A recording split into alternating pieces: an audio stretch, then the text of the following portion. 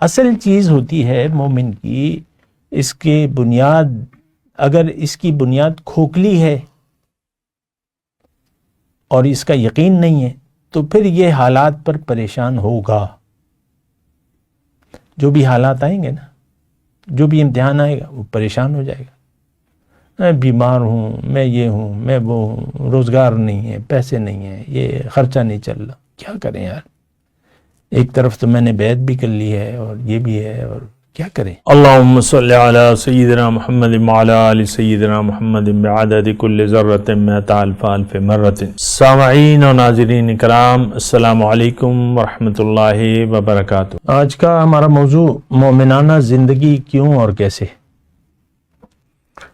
دیکھیں، یہ ایک بہت اہم بات ہے اور بہت اہم موضوع بھی ہے، اور بہت مشکل ہے کہ قلیل وقت میں اس موضوع کا احاطہ کیا جائے، لیکن پھر بھی اللہ کی عطا سے کچھ نہ کچھ اس پہ ہم سوچنے اور سمجھنے کی کوشش کریں گے. ایک بات تو یہ نوٹ کر لیں کہ انسان کی بات ہے. اس دنیا کا خالق کون ہے؟ اللہ ہے. اور یہ جو ساری کائنات ہمارے سامنے ہے، جس کو ہم دیکھ رہے ہیں، ستاروں برا آسمان دیکھ رہے ہیں آپ لوگ، اور یہ زمین اور اس کے جو نظارے ہیں آپ دیکھ رہے ہیں، اور جو اس میں چیزیں پائی جاتی ہیں، جو میوے ہیں اور جو اناج ہیں اور جو کچھ بھی ہو رہا ہے اس وقت. میں آپ کو بتاؤں کہ تیل جو ہے بنیادی توانائی کا ذریعہ ہے جو زمین سے نکل رہا ہے. تیل، ڈیزل، آپ تصور کر سکتے ہیں اس کے بغیر آج زندگی، تیل کے بغیر نہیں. تو یہ کس نے بنایا ہے تیل؟ اللہ نے. مٹی سے بن رہا ہے تیل، ڈیزل جو بھی ہے. تو میں یہ کہہ رہا ہوں کہ آپ اس کائنات کو تھوڑا سا، اللہ تعالیٰ نے بھی فرمایا ہے کہ مومن جو ہے وہ وَيَتَفَكَّرُونَ فِي خَلْقِ السَّمَاوَاتِ وَالْأَرْضِ، یہ زمین اور آسمان کی پیدائش پر غور کرتے ہیں، فکر کرتے ہیں، پھر اس نتیجے پر پہنچتے ہیں ربنا ما خلقت ھذا باطلا، اے ہمارے رب تو نے یہ سب کچھ بے مقصد نہیں بنایا. مقصد ان تمام چیزوں کا انسان کو فائدہ پہنچانا ہے. ایک بات یہ نوٹ کر لیں، کوئی اور مقصد نہیں ہے. سورج کتنا بڑا جسم ہے ہمارے لیے نا، اس کے ساتھ کوئی حساب کتاب ہے؟ بندگی پوری کر رہا ہے کہ نہیں؟ تو اس کے ساتھ تو کوئی حساب کتاب نہیں ہے. اور پھر باقی جو تمام چیزیں ہیں کائنات کی، ساری چیزیں جو بھی اجرام فلکی ہیں یا جو کچھ بھی ہے، یہ سارے جو ہمارے لیے قربانیاں دے رہے ہیں جانور. ہم جو قربانی روز کھاتے ہیں نا، گائے، بھینس، بکری، مٹن، چکن، ان کو کوئی انعام ہے؟ حالانکہ اپنی جان قربان کر رہے ہیں یہ جانور ہمارے لیے. کوئی انعام ہے ان کے لیے؟ نہیں ہے. تو یہ ایک یعنی سوچنے کی بات ہے. اچھا، بہرحال میں مومن کی بات کر رہا ہوں. مختصر بات یہ ہے کہ زندگی اللہ تعالیٰ نے ہمارے لیے بنائی ہے، دنیا اللہ تعالیٰ نے ہمارے لیے بنائی ہے، لیکن ہمیں دنیا کے لیے نہیں بنایا. آپ دیکھ لیں، انسان جب مرتا ہے تو کیا لے جاتا ہے؟ اگر دنیا مقصد آپ بنا لیں تو موت کے وقت تو ہر چیز ختم ہو جاتی ہے. کفن میں جیب ہوتی ہے؟ نہیں ہوتی. اور ساری انتقالات پھر اولاد کے نام پہ چڑھ جاتے ہیں. جو بھی آپ نے جائیداد بنائی ہے اور موت آ جائے تو آپ تو کچھ بھی نہیں کہ بھئی یہ انتقال کے کاغذ ہیں، اس کی میت میں رکھ دو، یہ اس نے بڑی محنت سے جائیداد بنا. ہم کہتے ہیں نا یہ میری جد و جہد اور محنت. تو ہمیں اللہ تعالیٰ نے دنیا کے لیے نہیں بنایا. مختصر بات، ہمیں اللہ تعالیٰ نے اخروی کامیابی کے لیے اس امتحان میں ڈالا ہے. دنیا ایک امتحان ہے، اور یہ امتحان آپ نے پاس کرنا ہے اور پھر جانا ہے رب کے پاس، اپنے گھر واپس جانا ہے. ہم ہیں اللہ کے اور اللہ کے پاس واپس جانا ہے. انا للہ و انا الیہ راجعون کہتے ہیں نا آپ. ہم اللہ کے ہیں، ہم دنیا کے نہیں ہیں. ہم نے اپنے آپ کو دنیا کا بنا لیا ہے. یہ بہت بڑی غلطی ہے. سوچ ہماری دنیا تک محدود ہو گئی ہے. ہر شخص دنیا کی فکر میں ہے. بچہ ہو، جوان ہو، بوڑھا ہو، ان کے خیال میں صرف دنیا بس رہی، اور دنیا کے لیے جینا مرنا ہے ہمارا. تو دیکھیں یہ ایک بڑی پریشان کن بات ہے. میں بہرحال اپنے موضوع کی طرف آتا ہوں. مومن، اگر ایک شخص اپنی حقیقت کو پہچان لے، میں مومن کی بات کر رہا ہوں، آخرت کو ترجیح بنا لے، دنیا کو امتحان یقین کر لے کہ یہ تو امتحان ہے، کیونکہ اللہ تعالیٰ نے فرمایا قرآن میں نبلوکم بالشر والخیر فتنہ، تمہیں میں خیر اور شر کی کیفیات میں مبتلا کروں گا. دنیا یا تو زیادہ ہوگی یا نپی تلی ہوگی یا نہیں ہوگی.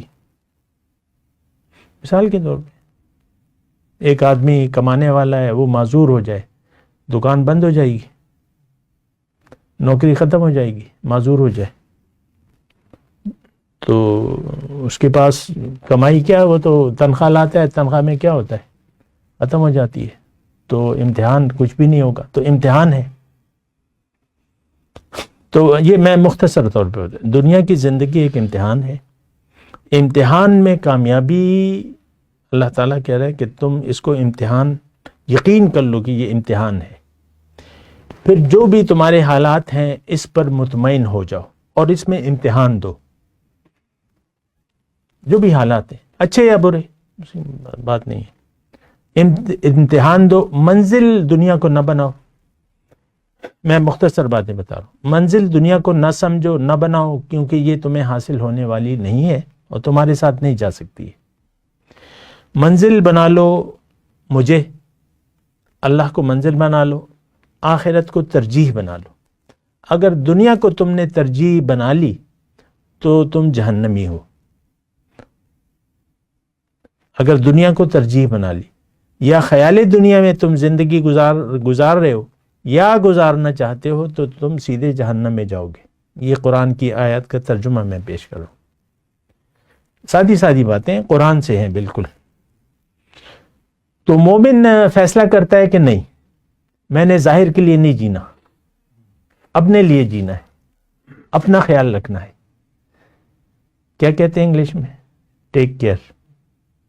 اپنا خیال رکھنا ہے. اللہ نے فرمایا اپنے آپ کو آگ سے بچاؤ. قو انفسکم و اہلیکم، اپنے آپ کو اور اپنے گھر والوں کو آگ سے بچاؤ.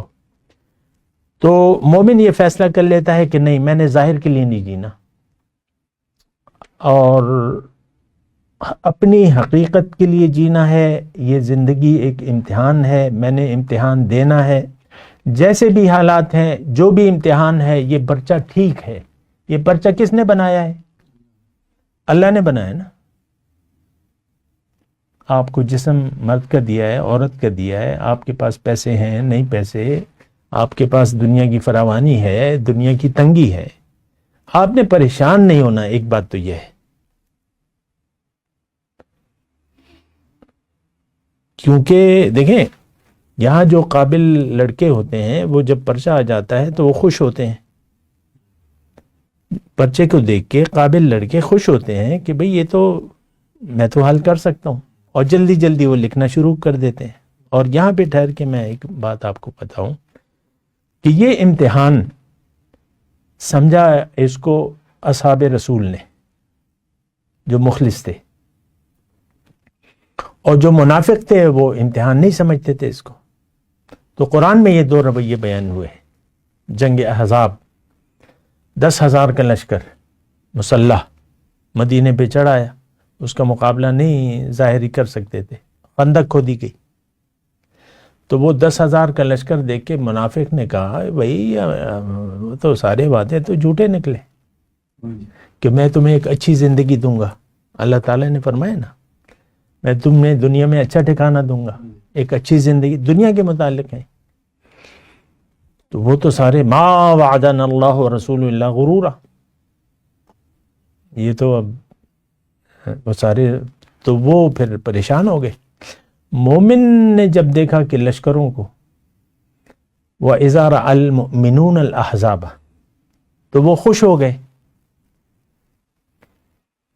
اور کیا کہنے لگے، هَذَا مَا وَعَدَنَا اللَّهُ وَرَسُولُهُ، یہ ہے وہ وعدہ جو اللہ تعالیٰ نے کیا تھا اور اللہ تعالیٰ اور اس کے رسول نے سچ کہا تھا۔ لَتُبْلَوُنَّ فِي أَمْوَالِكُمْ وَأَنفُسِكُمْ، تمہیں مال اور جان میں آزمایا جائے گا۔ وَلَنَبْلُوَنَّكُمْ بِشَيْءٍ مِّنَ الْخَوْفِ وَالْجُوعِ وَنَقْصٍ مِّنَ الْأَمْوَالِ وَالْأَنفُسِ وَالثَّمَرَاتِ، قرآن کی آیت ہے بھیا، میں تمہیں مال کی کمی سے آزماؤں گا، جان کی وغیرہ، میووں کی کمی سے۔ بشر الصابرین، خوشخبری دے دیں صبر کرنے والوں کو۔ جب مصیبت آتی ہے تو وہ کہتے ہیں کہ کوئی پرواہ نہیں ہے، جانا کہاں ہے، ہم کس کے ہیں، انا للہ ہے و انا الیہ راجعون، جانا اللہ کے پاس ہے، کوئی تو یہ دیکھیں اصل چیز ہوتی ہے مومن کی، اس کے بنیاد، اگر اس کی بنیاد کھوکھلی ہے اور اس کا یقین نہیں ہے تو پھر یہ حالات پر پریشان ہوگا۔ جو بھی حالات آئیں گے نا، جو بھی امتحان آئے گا وہ پریشان ہو جائے گا، میں بیمار ہوں، میں یہ ہوں، میں وہ ہوں، روزگار نہیں ہے، پیسے نہیں ہیں، یہ خرچہ نہیں چل رہا، کیا کریں یار، ایک طرف تو میں نے بیعت بھی کر لی ہے اور یہ بھی ہے، اور کیا کریں، وہ پریشان ہوگا۔ بنیاد کھوکھلی، بنیاد مضبوط، اور مومن کی اگر یہ سارا معاملہ جو ہے بنیاد پہ ہے، بنیاد یقین، بنیاد میں کہہ رہا ہوں یقین، اللہ نے یقین کی بات کی ہے نا، تو یقین اگر کامل ہو مومن کا، جتنا یقین کامل ہوگا آپ کبھی بھی پریشان نہیں ہوں گے، دعا بھی نہیں مانگیں گے اللہ سے، دعا کی درخواست بھی نہیں کریں گے، دعاؤں کی بس بہت سخت ضرورت ہے دعا کی، بھئی کیا چاہیے، اللہ راضی ہے، جو امتحان ہے پاس کرو اسے، مناسب طریقے سے اس کو حل کرنے کی کوشش کرو، ایک روزگار نہیں چل رہا دوسرا شروع کر دو، ایک کام نہیں ہے تو دوسرا کام ہلکا شروع کر دو، یہ تو نہیں کہ بیکار بیٹھ کے تم وقت ضائع کرو، نان چھولے بیچو، کوئی ایسی بات نہیں ہے، یہ تو اس میں شرم آ جاتی ہے نا ہمیں کہ اب میں نے تو اتنی ڈگری لی ہے، میں نان چھولے بیچوں گا، کچالو بیچوں گا، یا کہ نا، تو یہ وہ اصل میں دوبارہ یہ کہوں کہ یقین جتنا مستحکم ہوگا تو اتنا آپ کو بجائے پریشانی کے خوشی ہوگی، اور کیونکہ یہ تو سارے واقعات جو ہیں اللہ تعالیٰ نے قرآن میں فرمایا، جو بھی یعنی جو کچھ بھی ہو رہا ہے یہ میں نے لکھا ہوا ہے پہلے سے کتاب میں، جو بھی تم پہ مصیبت آتی ہے یہ میں نے پہلے سے لکھا ہوا ہے، لِکَیْ لَا تَأْسَوْا، پھر اللہ تعالیٰ فرماتا ہے کہ یہ میں نے اس لیے تمہیں بتا رہا ہوں کہ تم افسوس نہ کرو جو تم سے فوت ہو جائے، لِکَیْ لَا تَأْسَوْا عَلَىٰ مَا فَاتَكُمْ وَلَا تَفْرَحُوا مَا آتَاكُمْ، اور جو تمہیں مل جائے اس پر اتراؤ نہیں، خوشی نہ مناؤ، یہ میں نے لکھا ہوا ہے، اِنَّ ذَلِكَ فِي کتاب۔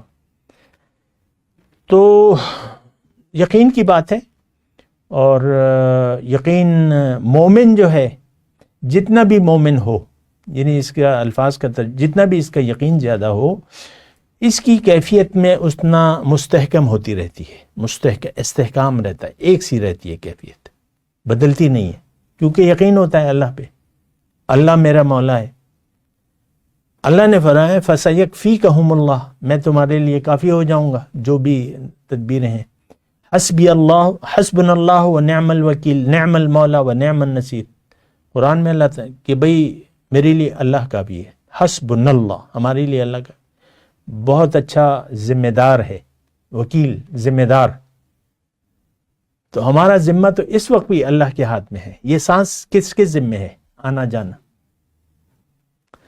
اور آپ کی بیماری یا آپ کی صحت یا آپ کی پیدائش سے لے کر موت تک ساری جو ہے، آپ اپنے بالوں کو روک نہیں سکتے کہ یہ نہ بڑھیں، ایک ترتیب سے ہے، ہر چیز ایک ترتیب سے ہے، تو جتنا بھی اللہ پہ یقین ہوگا تو آپ کو تسلی ہوگی، ٹھیک ہے۔ دیکھیں اس میں پھر یہ آ جاتا ہے یعنی آپ کے سارا جو ہے نا بنیاد پر ہوتا ہے، یہ میں ایک بات نوٹ کر لوں، جو انسان کی زندگی کی بنیاد ہے اور تو اس پر کام کرنا چاہیے، اسے مستحکم کرنا چاہیے۔ وآخر دعوانا الحمدللہ رب العالمین۔ مولایا صلی وسلم دائما ابدا علی حبیبک خیر الخلق کلہم۔